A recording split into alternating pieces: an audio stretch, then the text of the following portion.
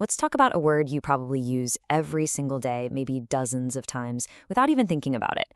The word well. Seems pretty simple, doesn't it? But what if I told you that this little four-letter word is actually a secret superstar, a multi-talented powerhouse hiding in plain sight? Okay, let's get into it. So, let me just ask you this. How many different jobs can one single word really have?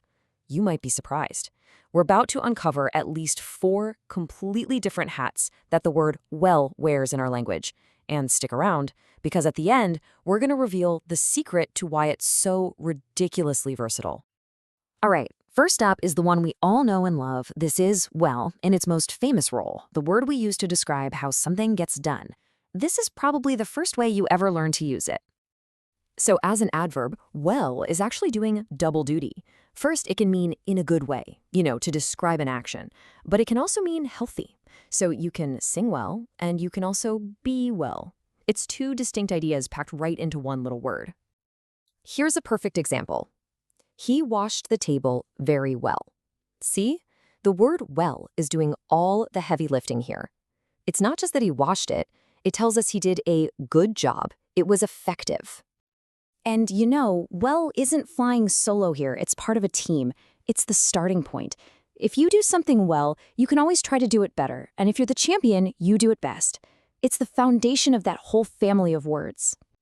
Okay, get ready for a total 180-degree turn. We're leaving the world of ideas and descriptions behind and jumping to a physical object. Same 4 letters, but a completely different universe of meaning. As a noun, a well is literally a hole in the ground for water or oil. It's something real, something you can actually point to. So just think about that for a second. The exact same word that describes how you sing can also be a big hole in the dirt. Wild, right?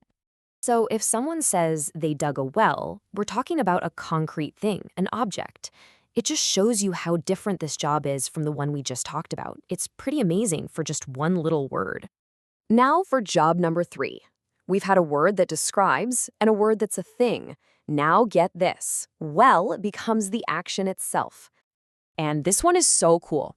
As a verb, to well up is just so visual. It means for something, like a liquid or even an emotion, to rise up and bubble to the surface. It's this slow, powerful movement from the inside out. I mean, think about that phrase, the tears welled up. You can almost feel it, can't you? That single verb paints such a clear picture of emotion just about to spill over. It proves that well isn't just a boring utility word. It can be really beautiful and poetic. And for our final job, let's look at something you and I do all the time when we talk, probably without even noticing. We use well as a way to manage your conversations. As an interjection, well is kind of like a little pause button in our speech. It buys you a second to think, it can signal that you're about to change the topic, or it just eases you into what you're about to say. It's the conversational glue that makes everything flow smoothly. We hear it constantly, right? Well, I think, or, well, I guess. That little word at the beginning just softens the whole sentence. It makes it sound a bit more thoughtful. It's a tiny word doing a really important, subtle job in how we relate to each other. So let's recap. We've got an adverb, a noun, a verb, and an interjection, all from the same 4 letters. That brings us to the big question, the real secret behind why this word is such a workhorse. So why? Why is this one simple-looking word packed with so many different functions? I promise you it is not an accident. There is a fantastic reason for all this. And here it is. This is the key that unlocks the whole mystery. The word well is on something called the Basic English 850 list. Now, Basic English was a project to create a simplified version of the language using a core vocabulary of just 850 words, only 850. To make a whole language work with a list that small, every single word has to be an absolute powerhouse, a multi-purpose tool.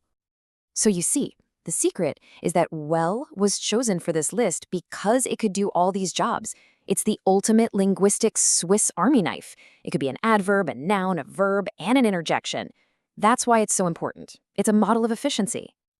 And what this really shows us is that sometimes the words we think of as being the most simple are actually the most powerful and flexible tools we have.